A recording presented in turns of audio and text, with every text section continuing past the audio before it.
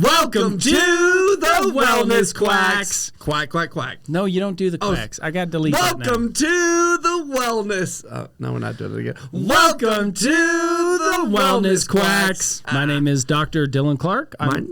Go ahead. My name is Dr. Austin Clark. Sorry, I'll stop talking. We're chiropractors here in Colorado Springs, here for all your healthcare needs and to take care of you in a healthy, holistic way. Giving you perspective. Big shout out. Thank you to 719 Lending for letting us use their podcast booth. Any lending needs, they are your people. They do a great job. They know how to lend.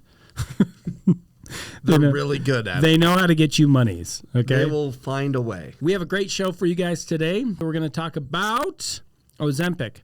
Hot off the press. Yes, hot. New news. No. New news. I just want to preface this because in my practice, I did a ad campaign one time with Facebook. Tried to, anyway. And I got rejected, and then I couldn't. I don't think I still can run ads through Facebook. I don't think I can. Dr. Dylan, why did you get rejected? Well, here's why. Because I did an ad campaign where we were going to do blood testing and work with people with weight loss, brain fog, autoimmune disorders, that type of deal. And the way we did it was we recorded and we started out by going, tired of feeling fat, tired of feeling tired, tired of feeling tired, tired of feeling, I don't know. I did a bunch of tired of feeling likes, okay? It was pretty funny as I edited that and I had heard it thousands and thousands of times. Yeah. I was like, tired of feeling fat. Yeah. Tired of feeling fat. Yeah. Like I slowed it down. We did all kinds of things, but it was tired of feeling bloated, tired of feeling crappy, tired of being tired, tired of not sleeping. There's a bunch of tired ofs, right? But one of them was tired of feeling fat, so they flagged me and they said it was too offensive. Yeah, said it was too offensive. Sorry. So I couldn't. And then after that, now I'm flagged for anything that I do has to go through processing. And I mean, I feel like we could have even gone I don't know, man. The Cole route and been like, hey, fatty. Like, that's way more. Whereas, hey, are you tired of feeling the snake that juice way? diet guy. Yeah, the snake juice diet guy. Shout out to him, Cole Robinson. Just be careful. Don't watch that around your kids. He's vulgar. He's right. Yes, he is. Yeah. Uses some colorful language. We'll say he's Canadian, so he uses a lot of F-bombs. Yeah, totally. Okay. Anyways, so with that as a caveat, I just want to let you people know that we're going to be talking about weight loss, what's healthy, what's not healthy, and especially with what you should and should not be doing. I can never give recommendations on medications. I can just guide you and tell you what I think and what my opinion is, which is what we're doing today. Mm-hmm. Okay. I would also say the fact that our society continuously looks for the fast route out. They don't want to do the hard thing. That's the premise of today's show, really. It truly is the premise, is that you still have to do the hard thing to get to the end goal. Because if you try to cheat it, guess what happens? You're going to end up failing something else or some other way. You cannot do that. There are no shortcuts. If you got yourself into the mess, you got to get yourself out of the mess. Mm-hmm. Not just in health. I think that's true for everything. For everything. Specifically today, talking about health, though. Yeah. Correct. But that principle, I want to back up and make it bigger because that principle is true across the board. Anything that's worthwhile takes work. Mm-hmm. Anything does. I saw this really great meme. It was work now or work later. And it was a person who took the easy road and they just kept digging deeper and deeper. And then in order to get out of the hole, they had to come way out and way up. And they had to basically climb a rock face because they were doing the easy things.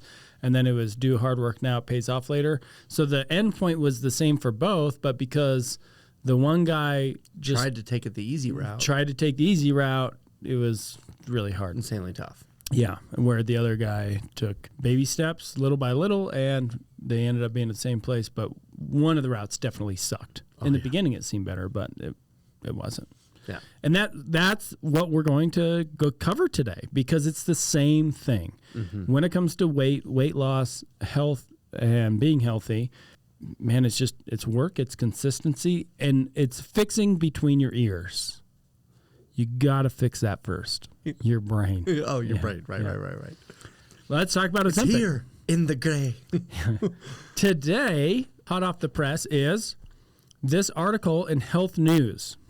Again, what we try to bring to you is the hot topics, what's being shoved down your throat, and obviously and clearly being sold to you, a way where we give you an alternative view or more information so you can make a wise, educated choice.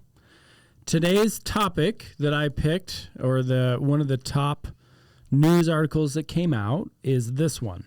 Even among the insured, weight loss drugs are rarely prescribed, study suggests. Even among the insured. I just want to stop for a second because I don't know how much Ozempic is. I'm pretty sure this article goes over it. But how about your insurance offsets a gym membership? That's... I don't know. If we're going to subsidize anything. We'll give you a weight loss pill. I'll bet you it's at least $100, if not more. I'll bet. Here. Let's go. Yeah. How much is Ozempic monthly? Look it up. You got it. It's got to be in this article, though. Drugs. Okay, I don't know how to pronounce these drugs. I'm not a big druggie. So I'll do my best. If it's wrong, you can make fun of me in the comments. I do not care. Okay, drugs including Wegovy and Zepbound have a profound impact on obesity, but few patients get prescriptions. This is by Sarah G. Miller and Marina Kopf. Kopf?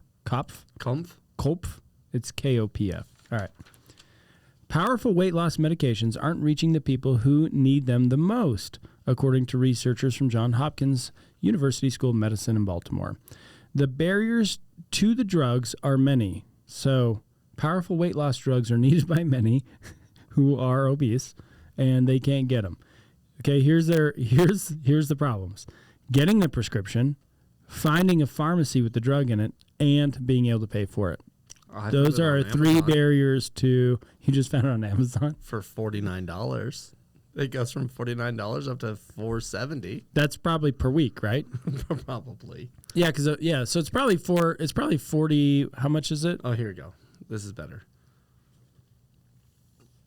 So here's Ozempic. Use once. It's $470. And that gets you... A month supply? Yeah, 12 pence is what it gets you. So 3 months. Yeah. Because it's 1 pen a week. Yep. So 6 pens is that 266. What is that? Wait. Edit this out.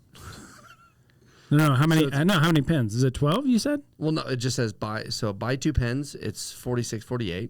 Buy 3 pens, it's 82. Buy 6 pens, it's 266. This whole pack is 470. Yeah, because it's a pen a week. I'm pretty sure. Yeah. Right? Yeah. I don't know. This is like whatever. I mean, you're at least $100 a month at least. Yeah. Like, I think Vasa's $25 a month. Yeah. What's the other gym? I'm not a huge fan of it, but I don't care. It's still a gym. Planet Fitness. Yeah. Or 24 hour. No lunking. Yeah. No clink. You're not allowed to moan, get the last round. Yeah. You're out of here, bud. Yeah. They have a lunking You're taking alarm. your weight loss way too serious. They got a lunk alarm. Wah, wah, wah. I wish you. This guy's too much. Yeah. But still, that one's only $10 a month. Something like that. I think it's $10 a month. Less than your daily dose of coffee. I would much rather an insurance company. First of all, if you want my answer, get rid of insurance, period. You want to see change in healthcare right now, get rid of health insurance. You abolish every single one of them. They are so crooked. Mm-hmm. Since Obamacare, they have done nothing but make profits, and they keep raising their prices. Wait, since Obamacare? But what I'm saying is the reason why I picked out Obamacare is because there was a big outcry that these laws with Obamacare was going to tank their prices. I follow. But what it actually, So that's why I picked Obamacare, because the whole thing during Obamacare was, you're going to send us under. Yeah, you're going to put us under, when what it actually did was it funneled more money to them, forcing people to be able to pay for them, and now they make even more money now. $1 trillion. They have made more. I'm so sorry that you netted $1 billion just in your first quarter. Yeah, they've made more money now. Yeah. That's why I picked that out. Okay, no, it's totally fair. Yeah. Totally fair. I was like, I mean, they were making profit. No, in the 90s, I think you had managed care from Clinton, and that made them more money, paid doctors less, and they started making more money. I think it really started in the 90s. Never got any better.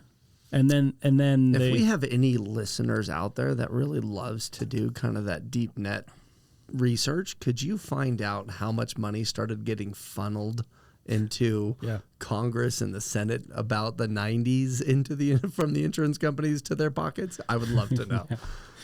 Yeah. Because it's only gotten worse. Okay, here you go. The barriers to drugs are many. I know I'm taking this out of context, so I realize I'm doing that, but I just think that's a funny sentence. The barriers to drugs are many. I can't get drugs easily, man. I need my drugs. Well, I mean, go to Portland. I can't get my drugs because I can't get a prescription. I can't find a pharmacy with my drug that I want. They don't have black heroin, man. Isn't it Portland that legalized absolutely everything? Oregon did, yeah. Everything is, everything's legal in Oregon. Definitely, article was not. And being able to pay for it, I don't have the money for my drugs. The barriers I'm jonesing, to money man. is. My barrier is money and getting a prescription. How do I get my cocaine? Cocaine. Okay, here we go. Obesity has been a long-standing clinical and public health change, and it's growing in scope. That's true. That's true. Okay. Long-standing, though? I think so. I think America. I'll see if I can look it up, and I'll put it on there. But I think we are one of, if the most obese nation in the world. No, for sure. And we have been for a while. Yeah, but I'm saying what constitutes long term? Like, are we talking 30 years? Because 30 years for sure. Yeah, well, I think it's been longer than that. Well, I just think like Kennedy. He had his PE presidential. It was the presidential program. Yeah, the presidential program. In which, during that time, back in the 60s, obesity was not that big of an issue. Yeah, but I think we still were the fattest nation in the world. Or sorry, can't say that because I'll probably get canceled. Oh gosh, I think we are still the most obese. You can say that, right? I don't know, Google gods. We're still the Facebook PHAT. I mean, that's true. I mean, American Woman. I mean, how many songs have been written about other American Woman? Yeah, Stay that away one. From me. You've got AC/DC. American Woman, you're too big for me. Don't come hanging on my door. You can't make it through anymore. We are getting canceled for sure. Sorry, Lenny Kravitz. I do love your song. I love it too. That was pretty funny. I don't think I've ever heard of that. Just made it up. Did you really? Spot. Yeah, Shut up. Legit. That's great. Oh, okay. Moving on. Waiting on you there. I know. I'm trying. Threw me off with this crazy American Woman song. Obesity, long-standing. Yeah. Okay. Long-term obesity. I know that we've been the most obese nation in a long time, for a while. Yeah, that's true. I mean, that's not. Who was it? I think it was on the Joe Rogan podcast sometime in the mid-2023 sometime that he had said, our poor people are fat. Yeah. And it's so true. Yeah. Like, in any other nation, if you're poor, guess what? I shouldn't say any other nation. In most nations, if you do not have money, you don't eat very well. And so that's not a problem. In the United States. Yeah. Yeah. There's a lot we could talk about on that. I don't want to go over all of that today because the food sources that we have are also unhealthy. Mm-hmm. I think you'll get fatter. I don't have anything to back this up, but with the rate of GMOs and the rate of, I forget what president it was under. They tried regulating food prices, and that's where we got high fructose corn syrup came into play around that time. Oh, I'm looking that one up too. Yeah, I don't remember. They tried regulating food prices and they tried helping. I don't think that they came from a bad angle. I think that the purpose was good. Lower food prices help people everywhere. However, high fructose corn syrup does not behave well in the body. And high fructose corn syrup is now used in a lot of things. We could talk about the actual food source in the United States and how unhealthy it is. A lot of other countries have outlawed food that we consume in the United States that they cannot consume because it is bad for them, but we do it anyway, causes systemic problems. 70s what? Well, since 1970, the 70s, we started using high fructose corn syrup. Yeah, what president was it? I don't know. I can't remember. Nixon, right? Was it Nixon? That'd have been. I don't know the years. I know it wasn't Carter. No. Ooh. Was it Jimmy going into Reagan?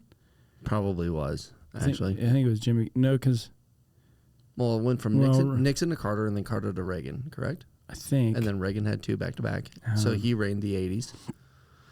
Well, the point is, anyways, yeah, that's what they were doing. But they tried to regulate it, and they've done nothing but bad choices. Newsflash: when the government gets involved and they give people money to do something, it's typically not good. The intention might be good, but it's typically not good. Yeah, because look, high fructose corn syrup is a fructose glucose liquid sweetener alternative to sucrose, which is common table sugar, and it was first introduced to foods and beverages in the that industry in the 1970s. Yeah. And so when you start removing the more natural, wholesome sweetener, do this for me. Yeah. Finish your okay. thought. I just, the middle of my sentence interrupted the beginning of yours. Thank you. I appreciate that. But when you start removing the wholesome food source, like even sweeteners, like honey is a phenomenal sweetener. Mm-hmm. And it doesn't have the side effects that you're going to get from high fructose corn syrup. You're not going to get or table sugar. Or even table sugar or like confectioner sugar. Because what they're doing is they keep refining it to make it more and more addictive. Well, yeah, more addictive, but it becomes more of just a strict chemical compound, and you're taking out the fiber, the vitamins, the minerals, all the other nutrients that are with you're that. Extracting that, and that's what you end up left with. So, you wanted me to look something up? Yeah, look up when the United States became the most obese nation and has held the title, reigning champs. Hey, back-to-back World War champs, reigning obese champs. Yeah. When did the U.S. become the most obese country? Thank you, Jamie. 1776. No, sorry. Holy crap, guys! This is gonna blow your mind. 1976 to 1980 is when we took it over. Yeah. That's kind of crazy. We just made that correlation. Correlation doesn't equal causation. Till it does. Okay. The point is our food source has been corrupted, and it is more expensive to eat more natural and organic. That's true. There's no doubt about it. The more there's another study that was done. The more impoverished you are, the more likely you are to be obese. Which you can go see. Go to any inner city. Go to any poor place in your city, and you'll see that those people are typically more obese, and that's because the food sources that are cheap. They're made cheaply and they're consumed cheaply, right? I mean, a Coke, you can go buy a Coke at Quick Trip right now, I think for like $1.49 and get a big old 64 ouncer. Go get water, the same size water from there, and you're looking at like $2 to $4. Well, yeah, and like, which is also insane if you think about that, because the most abundant source. The most abundant source, and you have water that's in the Coke that you're consuming, but if you take all the chemicals and crap out of it, now it's more expensive. What? Like, I don't. For what? Yeah, that's the that is part of the problem, and why this all kind of goes into it, right? Yeah. I mean, Coke makes Dasani, I think, right? Yeah. And a 20-ounce bottle of Dasani is the same price as a soda. I'm fairly certain Coke almost owns all of them. So. But think about that. The water. So Coke uses the water. They're using the same water with the chemicals in it. You take the chemicals out, you just don't add them in. But you take the chemicals out. Which one? Hydrogen? Yeah. 2 hydrogens and oxygen? You take out the H2. And it's cheap, and it's more expensive or the same price. It's the same price or it's more expensive. None of that makes any kind of logical sense because it's all about profits. It's all about money. Yeah. The more money you have, the more likely you are to have better health. And that's not necessarily because, well, I'm rich, so therefore I'm more healthy. It's because of your access to healthier foods, right? Yeah. The more you are on the scale of wealth, the higher likelihood you are to, go to a gym, use a gym, that type of thing. Well, right. You can still not. You don't need a gym, right? You can go outside and walk. You can go run. Push-ups don't cost you money. There's lots that you can do, but the point is the lifestyle that's incorporated that comes along with it. That's right. Like right now, a huge fad is Gary Brecka, right? Yeah. And Gary Brecka, he's like, if there's dude. one thing that you should spend money on, it's organic fruits and vegetables. And water. He's like all about hydrogen. Oh, water. he's all about hydrogen. Yeah. But he's all about organic. A person who doesn't have that much money, obviously the course of action that they're going to take is Doritos because it's $1 a bag. And they're delicious. I mean, it makes your brain go, whoa. Give me some more of that, and I need a Coke. I like it a lot. Yeah, and give me a Coke. Yeah. So I remember in school we had this ongoing discussion of like education and obesity and like the correlation that kind of goes along there. That's where they'll agree that correlation does equal causation, obviously. But as we start to discussing that, which it's like, no, the more educated somebody is, the more likely they are to eat better. And I'm like, okay, but then also they have more access to funds, and then people obviously at that same time aren't.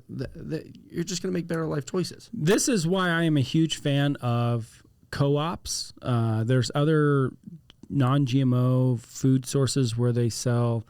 It's kind of like the factory seconds. Mm-hmm. It's less desirable fruits and vegetables. Because they don't look nice, they're still just as fine. It's still a carrot. This is also why you should do a garden. I mean, there's a lot of reasons why, but I mean a real garden, not, I got some tomatoes. No, like a real garden. There's a lot of things that you can do to be healthier, but this is a real thing. Because what they push or what the narrative is this kind of crap here where the reason why you're fat is because you don't have access to health care. That's what they're saying. Mm-hmm. And they're saying the reason why you're obese. I hope that doesn't get me canceled on this show. The reason why you're obese is because you don't have access to Ozempic. That's why. That is not why. That has nothing to do with it. And this is the issue, right? Because if let's say you're a person who doesn't have access, you read this, and what the tendency can be is like, yeah, man, I'm hopeless because I can't even get Ozempic. I can't even get the medication that I need to help me with my health condition. And the truth is it's a health condition that you caused. I do believe that genetics play a role. Maybe your genetics are of such that when you eat unhealthy food, you're going to gain weight faster. Like that might be true. You'll be predisposed to that. Yeah, but if you're eating healthy, you're not. Like you're not. It's not going to happen. But when you read this and this is what you're being taught and the information that's being pushed mainstream, then you really can get into a victim mentality where it's, man, there's just nothing I can do. I can't get a prescription. I can't find a pharmacy with a drug, and I can't pay for it. And I've got the deck stacked against me. That's the problem. I'm going to keep reading. Is that okay? Or I'll also say this. I do understand that whenever you do get into that obese state, and then your mental, like your psyche plays a huge role into that, of like you get into a more depressive state, like to quote Fat Bastard from Austin Powers, That's great. I eat because I'm unhappy, and I'm unhappy because I eat. There is a subtle truth to that, because your mental state, it does keep you in that dark, that the central gray is actually the area of your brain in which that gets affected. But the reality is nobody can empower you except for you. You have to then take the responsibility. You have to be the one that's like, I'm going to do something about this. And you have to break the cycle. Yeah, you have to break the cycle. If you try to take the cheap way to do it, or the cheat way. Cheat or cheap? Both. Same. Same, but different, but still same. That was the best use of it ever. James Franco, yours sucks. But if you try to take the cheap and or cheat way through it, the bill comes due. At some point. Always come due. Yeah, which it does with Ozempic. There's no such thing as side effects. Okay, you get that out of your vocabulary. Get that out of your thought process. There are effects. That's it. That's it. It affects you. The side effects is a marketing way for you to think that, oh, this this wasn't supposed to happen, and so there's a side effect, and that's what happened. Nope, it is an effect. If you change your physiology, there are effects. Period. Now you may have larger effects, and you may have smaller effects, and you could even label it that way, small effects. But they are effects because your physiology has changed. People don't know this. Viagra initially, I think, was invented for blood pressure. Yeah, blood pressure. My favorite story. Yeah, but they found that these guys were walking around with erections all the time. They're like, hey, man, we can market this differently. So of the 102 candidates, the 51 that were males, they all walked around had longer than 4 hours. Like, yeah. The 4-hour ones be better. We better do something about this. Yeah. Actually, I have an idea, a different way to make money. Yep. That's an effect of that medication. It's not a side effect. It's an effect. And one thing that it'll affect also is your blood pressure. Mm-hmm. They're only effect. When you read side effects, you have to look at it like effects. Now, some of the effects are, again, they're going to be smaller, but they are still effects that's happening to your body. Mm-hmm. Ozempic is no different.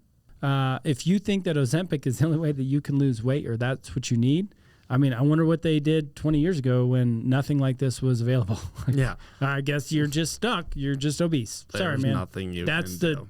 That's the cards you were dealt, bud. Yeah. We were actually just posed with this question that which would be better, a gastric bypass or Ozempic? Yeah.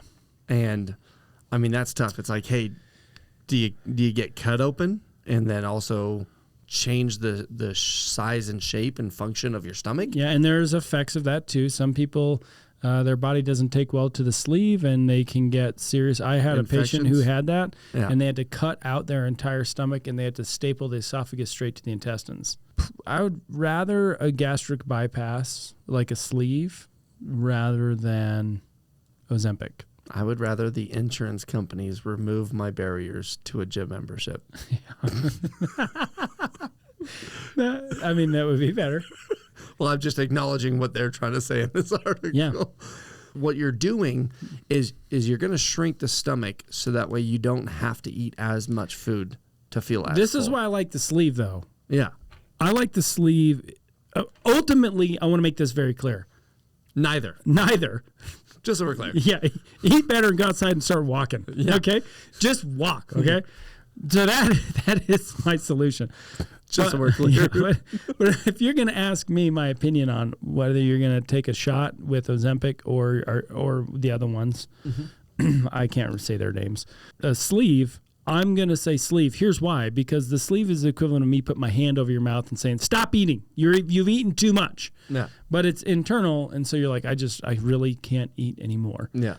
So you're stopping the problem where the problem is starting. And that is with food that you're intaking. Yeah. Consumption, right? Ozempic, the way that Ozempic works is it uses... it's using a hormone. They synthesized a hormone, and that hormone tells you that you're full. It tells your brain, "Hey, we're full." So this is where the one of the biggest effects is stomach pain. Oh, do you want me to read off the effects? Yeah, the effects are inflammation of your pancreas, pancreatitis. How many people go to the hospital for pancreatitis? Yeah, I mean it's not good. Change in vision. I don't need to see. I don't need to see because I'm skinny. Low blood sugar, hypoglycemia, which that is essentially what they are trying to accomplish with it. Yeah. But probably some Which people is also how it helps with diabetes. Ozempic does help with diabetes. Yep. So I can see that one. Serious allergic reactions and gallbladder problems. Yeah. It's changing the way that your body perceives the food that you have in there. So you have food in your system, and what the Ozempic is telling your body is you're full, you don't need any more. Like satiety is high, we're good, stop eating. But the problem is you still have the food in your system. Now I want to tell you, mind you, all this is just a quick Google search. Okay, so this isn't anything that I'm having to deep dive into the dark webs to find this. What are the new warnings about Ozempic? I think one's thyroid cancer. There is, and then there's potential intestinal blockage. Because your intestines just shut down, right? Like they're not going to process it. That's the point of this. Is satiety is high. Satiety is high, and it's going to slow down gastroparesis. So you're going to, so the conveyor belt within your stomach that should be actually pushing food along, and through these different pH systems that gets slowed down. So now you're going to have food that's spending too much time in a certain pH, and then now it's like not able to move. But the reason why I wanted to bring this up is because the reason it's making headlines is because the FDA added a new warning to the Ozempic label. Wait a minute, so you didn't fully vet this thing out before you made it approved by your organization? Well, the Food and Drug Administration is adding new things because guess what? They didn't vet it. Here's the thing with the FDA. Think about it this way. Every drug that's been removed from the market was approved by the FDA initially. Yeah. Think about it that way. All right? I mean, sometimes people are paid off. That's been shown. Food and Drug Administration funded by drug companies. Well, that's how they make their money, though. Yeah, that is. The FDA said the medication will now include a warning about potential intestinal blocking. The legal warning was also added to the weight loss drug Wegovy, which is made by the same manufacturer as Ozempic. Like that was just something that blew my mind. It's like these are new, as they're labeling them side effects, that they're like, oh, actually, we're discovering more things that when you change your physiology within your body. When you play God and you start putting hormones in there that you're not producing and your body is capable of producing, we're not talking about a person where it's shut down and it's not working, okay? It works in your body, but you have a habitual problem. And because that habitual problem is not taken care of, you're trying to sidestep it to do it a different way. Mm-hmm. I just heard of a lady who's on Ozempic right now. Terrible diarrhea, terrible stomach cramps, feels crappy, comes home from work a lot. I mean, she's not doing good, but every week, come Monday, man, well, because I'm losing weight. The funny part is that... And she's only eating like the smoothies. Thought process is that that's the bill. I'm paying the bill. And it's like, that's not the bill. That is, I mean, she is kind of. I mean, because she's not eating. I would say that's the tip. That's the tip. Like, you still have the full bill that's got to come due. Yeah. But you're paying the tip. Like, you got to change between your years. You know, your habits have got to change. Obesity has been a long-standing clinical and public health change, and it's growing in scope. It's weird that they can say this, but I can't. Like, if I were to publish this article on Facebook, for example, like, I would get booted. You would. Yeah. But, yeah, obesity has been, we became world reigning champs in the 70s, early 80s. That's right. And we're still holding on to it. In recent years, we've developed increasingly powerful pharmacotherapies, particularly these GLP-1 receptor agonists, and have a fairly profound impact on obesity. That is the hormone that is in Ozempic that changes you so you think that your brain thinks that you're full. So GLP stands for glucagon-like peptide. Yeah. Okay. In your body, it works. Yeah. In your body, basically only two hormones are produced when it comes to digestion. It's either insulin or glucagon. I like glucagon. It's easy to remember because it's basically your body telling you that glucose is gone. You have to have glucose in your blood in order to live. Now, your body can change fat into glucose. When you go into a ketogenic state, that's what you do with like a keto diet, carnivore, carnivore, paleo diets, fasting. What they do is you are no longer producing insulin. Insulin is only one or the other is going to be produced at a time, right? Yeah. Insulin is going to be produced if sugar is in the blood.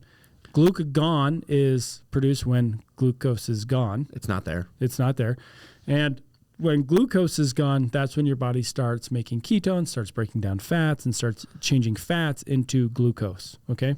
And you have to have glucose. Your brain uses glucose for its power source. You have to have it. So your cells in your body, obviously, they need energy to run. Mm-hmm. Glucose is the most readily best available source for energy for the cell. So what insulin actually is it injects onto the cell membrane. So it's like popping the lid to your can, so that way you can finally get so the glucose can go into the cell and then the cell can use it. Now, when glucose is gone, when you have glucagon in your bloodstream, what's going to happen is that your cell now needs to get nourishment or energy from elsewhere. So that's where it starts to send that out into the system. So that glucagon hormone tells your body, hey, glucose is gone. We need it in order to work. And then it starts producing ketones. Ketones break down fat, and then fat is changed into glucose, so that way you have energy. That transition in people sometimes, it doesn't matter who you are, sometimes it's very uncomfortable, especially if you are a sugar addict, if you really need sugar or makes you feel really good, or like I hate to admit this, but I went on a 0 sugar diet when I was like in my early 20s. And I had such bad withdrawals. I was like a Coke addict, man. I had like cold sweats. No, man, I had cold sweats. I had a headache. Man. I threw up. Like I was not, for like 2 days. It was bad. But as soon as I went into a ketogenic state, I felt amazing. I had energy. I had clarity of thought. Some of the health, I did it for some health issues. Yeah. I was in school at the time, super stressed out. Life sucked. And cortisol levels weren't high enough. Yeah. I was gaining weight. I wasn't doing good. I was like, I got to do something now.